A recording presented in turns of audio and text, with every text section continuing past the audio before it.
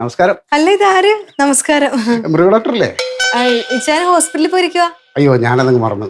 കുറെ ദിവസമായിട്ട് വിചാരിക്കുക ഇങ്ങോട്ടൊക്കെ ഒന്ന് വരണമെന്ന്. പക്ഷെ ഓരോരോ തിരക്ക് കാരണം സമയം കിട്ടണില്ല. കഴിഞ്ഞ ദിവസം ഉണ്ണിയാർച്ച വന്നിരുന്നു ഇവിടെ. എന്നോട് പറഞ്ഞു. അന്നുപോലെ ഞാനും വിചാരിക്കുക എന്തായാലും ഇങ്ങോട്ടൊന്ന് വരണമെന്ന്. അപ്പൊ ഇന്ന് ഉണ്ണിയാർച്ച നിർബന്ധമായിട്ടും പറഞ്ഞു ഇന്ന് ഇവിടെ വന്നേ പറ്റുള്ളൂ. എന്നാൽ ഞാനും കരുതി ഒന്ന് വന്ന് കളയുന്നു. എന്നിട്ട് ഉണ്ണിയാർച്ച എവിടെ? ഞങ്ങൾ രണ്ടാളും കൂടി വരായിരുന്നതാ. അപ്പൊ എനിക്ക് സ്റ്റേഷനിൽ ഒന്ന് രണ്ട് തിരക്കായി പോയി. ഞാൻ ഇറങ്ങാൻ വൈകി. ഇവിടെ വന്നപ്പോഴേക്കും അവൾക്ക് പഞ്ചായത്തിൽ എന്തോ തിരക്കായിട്ട് അവള് പോയി. അപ്പൊ ഞാൻ വിളിച്ചപ്പോ പറഞ്ഞു എന്തായാലും സത്യമായിട്ട് നമ്മൾ തീരുമാനിച്ചാലേ സത്യമായിട്ടും പോയിട്ട് വന്നു പറഞ്ഞു. അയ്യോ അകത്ത് കയറിയിരിക്കും സാറേ. വാ സാറേ ഇരിക്ക്. ഞാനൊരു ചായ എടുത്തിട്ട് വരാം. അയ്യോ ചായ ഇപ്പൊ വേണ്ട, ഞാൻ സ്റ്റേഷനിൽ നിന്നും കുടിച്ചു. ഡോക്ടർ എത്താറായില്ലേ?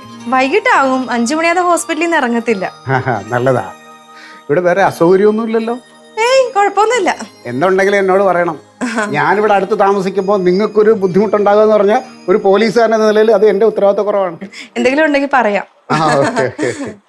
അല്ല നിങ്ങൾ രണ്ടുപേരല്ലേ ഇപ്പൊ ഇവിടെ ഉള്ളൂ? ഇത്രയും വലിയ വീടിന്റെ ആവശ്യമില്ല അല്ലേ സത്യത്തിൽ? ഇതാണ് സൗകര്യത്തിനൊത്ത് കിട്ടിയത്. ഈ താഴത്തെ 2 ബെഡ്റൂമും ഈ ഹാളും കിച്ചണും അത്രയല്ലേ ഉപയോഗിക്കണുള്ളൂ? മേളിൽ ഉപയോഗിക്കണ്ടാവില്ല അല്ലേ? മേളില് ബെഡ്റൂം ഉപയോഗിക്കുന്നുണ്ട്. അയ്യോ അത് ഉപയോഗിക്കണ്ടോ? ആ ഉണ്ട്. എന്തേ? ഇല്ല ഒന്നുമില്ല. എന്തേ? അല്ല ഈ പറയാൻ വേണ്ടിട്ടൊന്നുമില്ല. എന്തോ ഉണ്ടല്ലോ. പക്ഷേ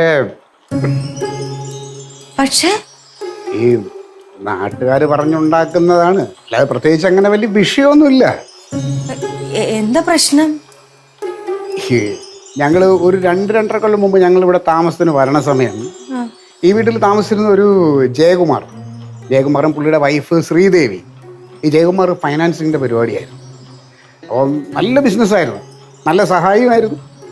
അങ്ങനെ ബിസിനസ് നല്ല രീതിയിൽ പൊയ്ക്കൊണ്ടിരിക്കുമ്പോൾ പെട്ടെന്നൊരു സുപ്രഭാതത്തിൽ ഇയാളുടെ ബിസിനസ് ലോസായി, നഷ്ടത്തിലായി. പുള്ളി ആകെ മാനസികമായിട്ട് തകർന്ന് ഈ കാശ് കിട്ടാനുള്ളവരെല്ലാം കൂടെ ഈ വീടിന്റെ മുമ്പ് ഒന്ന് പ്രശ്നം ഉണ്ടാക്കി. ഞാൻ പരമാവധി അത് ഒത്തീർപ്പാക്കാൻ നോക്കി. പക്ഷെ എന്റെ കയ്യിൽ നിന്നില്ല. ഒരു ദിവസം ഈ ജയകുമാർ ഒരു കത്ത് എഴുതി വെച്ചിട്ട് ഒറ്റ പോക്ക. അപ്പൊ ശ്രീദേവിയാ ഭാവസ്ത്രീ. അവര് ഇയാൾ ഇന്ന് വരും നാളെ വരുമെന്നും പറഞ്ഞ് ഇവിടെ നോക്കിയിരുന്ന് മാനസികമായിട്ടും തകർന്ന് അവരൊരു ഭ്രാന്ത് പിടിച്ച അവസ്ഥയിലാണ്. അപ്പോൾ ഞാനും ആർച്ചയ സഹായത്തിന് ഉണ്ടായിരുന്നതേ. അങ്ങനെ ആ സ്ത്രീ അവര് ഒരു ദിവസം നിങ്ങൾ ഉപയോഗിക്കുന്ന ആ ബെഡ്റൂമില്ലേ, അവിടുത്തെ ഫാനിൽ കയറി അങ്ങ് തോന്നി.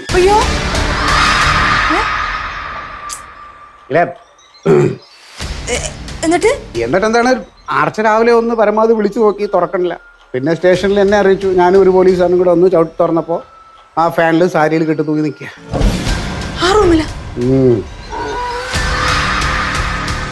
പക്ഷെ അതോടെ സംഭവം കഴിഞ്ഞു.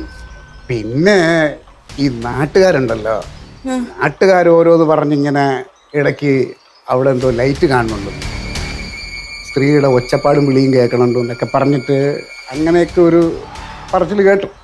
പക്ഷെ അത് നമ്മൾ കാര്യമാക്കണ്ട. നാട്ടുകാർ പറയണ അന്നിപ്പോൾ അങ്ങനെ ഉണ്ടാവില്ല. അങ്ങനെ ഏതാണ്ട് 2 കൊല്ലത്തോളം ഈ വീട് വാടകയ്ക്ക് കൊടുക്കാതെ ഇങ്ങനെ പൂട്ടിയിട്ടൊക്കെയായിരുന്നു. ഒരു ഹൗസ് ഓണർ എന്നെ വിളിച്ചിട്ട് പറഞ്ഞു, സാറേ ഇച്ചിരി വാടക കുറഞ്ഞാലും കുഴപ്പമില്ല, ഇത് എങ്ങനെയെങ്കിലും ആർക്കെങ്കിലും വാടകയ്ക്ക് കൊടുക്കും. ഇങ്ങനെ ഒരു പ്രശ്നം അറിഞ്ഞു വെച്ചിട്ട് ഒരു ചതിക്ക് കൂട്ടുവയ്ക്കണത് ശരിയല്ലല്ലോ. അവിടെ എൻ്റെ മനസ്സാലോചിച്ചില്ല. ഞാനതുകൊണ്ട് അതങ്ങ് കളഞ്ഞു. പിന്നെ ഈ ബ്രോക്കർമാർക്ക് എന്തെങ്കിലും നക്കാപ്പിച്ച് കിട്ടാൻ വേണ്ടിയിട്ട് അവരെന്തിനും തയ്യാറാവുമല്ലോ. വാടക കുറച്ചും കണ്ടാണ് ഇത് കിട്ടിയിരിക്കണം അല്ലേ? അങ്ങനെ ഇച്ചായൻ പറയുന്ന കേട്ടായിരുന്നു. പിന്നെ നമ്മൾ ഇതൊന്നും കാര്യമാക്കണ്ടായിരുന്നേ. ആൾക്കാർ ഓരോന്ന് പറയണത് അങ്ങനെയൊന്നും ഉണ്ടാവൂല ചിലപ്പോ. ഞാൻ ഇറങ്ങട്ടെ, അപ്പു സ്കൂളിൽ നിന്ന് വരാറായി. ശരി.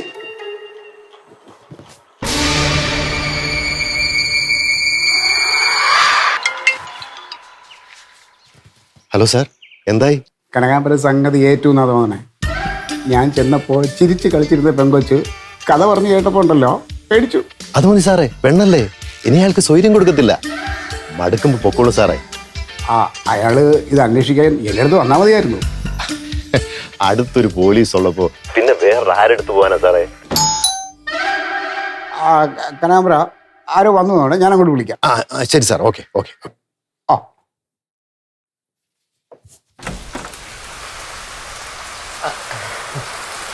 എന്താ ഭയങ്കര മഴ. അതിന് ഉണ്ണിയാർച്ച ഇല്ലേ? ഉണ്ണിയാർച്ച പുറത്ത് പോയിക്കാണ്, വന്നില്ല. ഇതുവരെ വന്നില്ലേ? ഇല്ല വന്നില്ല. എന്തേ? അല്ല അവിടെ ഇരുന്നിട്ടേ ഭയങ്കരമായിട്ട് ബോറടിക്കുന്നു. പിന്നെ ആണെങ്കിൽ ഭയങ്കര മഴയും. അപ്പൊ ഞാൻ വിചാരിച്ച് ഉണ്ണിയാർച്ചയോട് ഇവിടെ ഒന്ന് സംസാരിച്ചിരിക്കാമല്ലോ ഒന്ന്. ഉണ്ണിയാർച്ച വരുമ്പോൾ ഞാൻ അങ്ങോട്ട് പറഞ്ഞു വിടാം.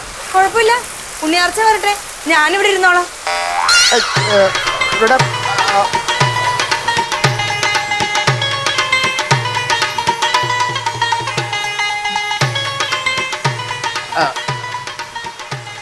അതെ, ആർച്ച വരാൻ വൈകും.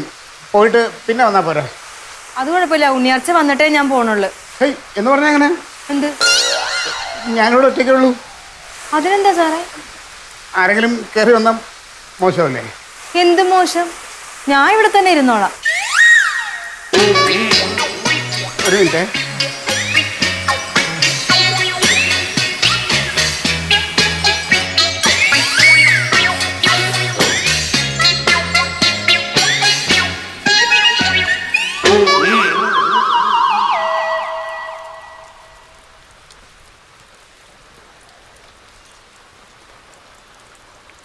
ആ കനകാംബര. Hello sir. സംഗതി കുരിശായി. എന്ത് പറ്റി സാർ? ആ പെൺകൊച്ചത് എൻ്റെ വീട്ടിൽ വന്നിരിക്കുക. അതിനവിടെ ഇരുന്നിട്ട് ബോറടിക്കുന്നു. സാറേ, ബോറടിച്ചിട്ടൊന്നും ആവില്ല, പേടിച്ചിട്ടായിരിക്കും. സംഗതി ശരിയാ, പക്ഷെ ഇവിടെ ഇപ്പം ആരുമില്ല, ഞാൻ മാത്രമേ ഉള്ളൂ. ആർച്ചെങ്ങാനും പെട്ടെന്ന് കയറി വന്നാൽ എന്ത് വിചാരിക്കാനാ സാറേ? നിങ്ങളൊക്കെ അയലൊക്കെക്കാരല്ലേ? അതൊന്നും ശരിയാവില്ല കനകാംബര. എന്നാ ഒരു കാര്യം ചെയ്യും, സാർ എവിടെയെങ്കിലും പോവാന്നും പറഞ്ഞിട്ട് അങ്ങ് ഇറങ്ങിക്കോ. അപ്പൊ അവര് പൊയ്ക്കോളൂല്ലോ. ഞാൻ നോക്കട്ടെ. ആ, ഞാൻ എന്തെങ്കിലും ഒരു ശ്രമം നടത്താം.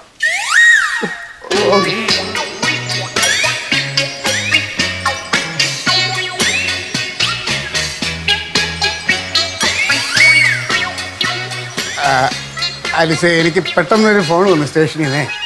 അത്യാവശ്യമായിട്ട് എനിക്ക് പുറത്തോട്ട് പോകാം. ആലിസ് പോയിട്ട് ആർച്ച വന്നിട്ടോ? അയ്യോ, അത് പറ്റത്തില്ല, എനിക്ക് അപ്പുറത്തോട്ട് പോകാൻ പേടിയാ. ഞാൻ ഇച്ചായം വന്നിട്ടേ പോകത്തുള്ളൂ. എന്ന് പറഞ്ഞാൽ അങ്ങനെ എനിക്ക് പുറത്തോട്ട് പോയേ പറ്റുള്ളൂ. സാർ എന്തൊക്കെ പറഞ്ഞാലും ഞാൻ അപ്പുറത്തോട്ട് ഇപ്പൊ പോകത്തില്ല. ഇത് വലിയ കഷ്ടമല്ല, പിന്നെ എനിക്ക് പുറത്ത് പോകണ്ടേ? അങ്ങനെയാണെങ്കിൽ ഞാൻ ആ വരാന്തയിൽ ഇരുന്നോളാം. അതൊന്നും ശരിയാവില്ല. ആലിസ് പോകാൻ നോക്കി പോ. കുട്ടി കരയാതെ പേടി അവിടെ പോയിരിക്കുക. ഇതാരെ, ആലീസോ? ഇതെന്താ പതിവില്ലാതെ? എന്താ എന്താ പ്രശ്നം? എന്ത് പ്രശ്നം? എന്ത് പ്രശ്നം? ഒരു പ്രശ്നമല്ല. ആലിസ് നിന്നെ കാണാൻ വേണ്ടി ഇവിടെ വന്നു. ഞാൻ പറഞ്ഞു നീ വരാൻ വൈകുന്ന്.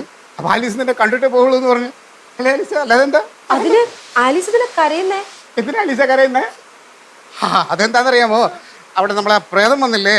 ആ പ്രേതം വന്നതും ആ കഥ ആരോ പറഞ്ഞു. ആ ലൈറ്റ് കത്തിയതും കരച്ചിൽ കേട്ടില്ലേ? അതാ അതാ, അല്ലാതെ ഒരു പ്രശ്നമല്ല കേട്ടാ. എന്റെ ആലീസേ, ഇങ്ങനെയുള്ള കഥകളൊക്കെ ഇപ്പൊ ആരെങ്കിലും വിശ്വസിക്കൂ? അവിടെ ഒരു മരണം നടന്നു എന്നുള്ള നേരാ. അതിനുശേഷം അവിടെ ലൈറ്റ് കത്തിയതും കരച്ചിൽ കേട്ടൊക്കെ നാട്ടുകാർക്കെല്ലാം അറിയാം. പക്ഷെ അതിന്റെ സത്യാവസ്ഥ എനിക്ക് സത്യേട്ടന് മാത്രമല്ലേ അറിയൂ. കുറെ അലവലാതിയത് അവിടെ കള്ളുകൂടിയും ചീട്ടുകളിയായിരുന്നു. അവിടേക്ക് ആരും ചെല്ലാതിരിക്കാൻ അവന്മാരാ അവിടെ ലൈറ്റ് കത്തിച്ചതും കരച്ചിൽ കേൾപ്പിച്ചതും ഒക്കെ. ഒരു ദിവസം 2 പോലീസുകാരെയും കൊണ്ട് ഈ സത്യേട്ടൻ അവിടെ ചെന്ന അവന്മാരെ എല്ലാം പൊക്കി. അതോടുകൂടി പ്രശ്നവും തീർന്നു. ഈ കാര്യം സത്യേട്ടൻ ആരോടും പറഞ്ഞില്ല. അതുകൊണ്ട് നാട്ടുകാർക്ക് ഇപ്പോഴും വിശ്വസിച്ചിരിക്കുന്ന അവിടെ പ്രേതവും ഭൂതവും ഒക്കെ ഉണ്ടെന്നാ. അതിലേതെങ്കിലും ഒരു അലവലാതി ആയിരിക്കും ആലിസിനോട് ഈ കഥ പറഞ്ഞത്. സത്യാണോ? ആ, അവിടെ പ്രേതമില്ല, ഒന്നുമില്ല ആലീസേ. ഞാൻ സത്യം പറയുന്നേ, ധൈര്യമായിട്ട് പോ. സത്യമാണല്ലോ അല്ലേ? ആണ് ആലീസേ, ഞാനല്ലേ പറയുന്നേ. ശരി.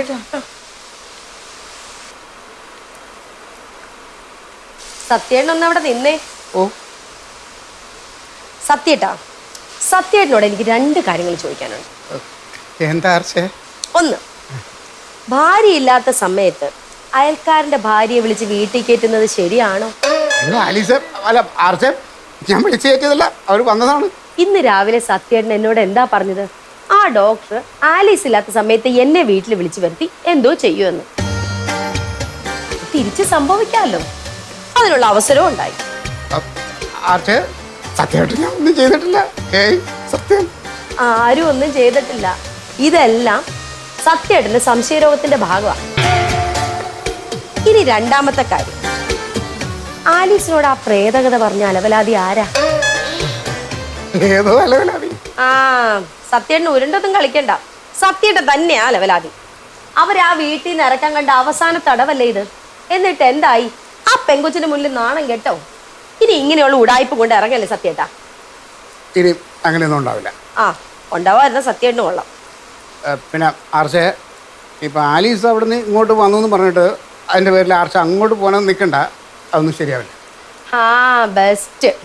ചങ്കരം പിന്നെ തെങ്ങുമത്തൻ അതിൽ നിന്ന് ഇറങ്ങല്ലേ.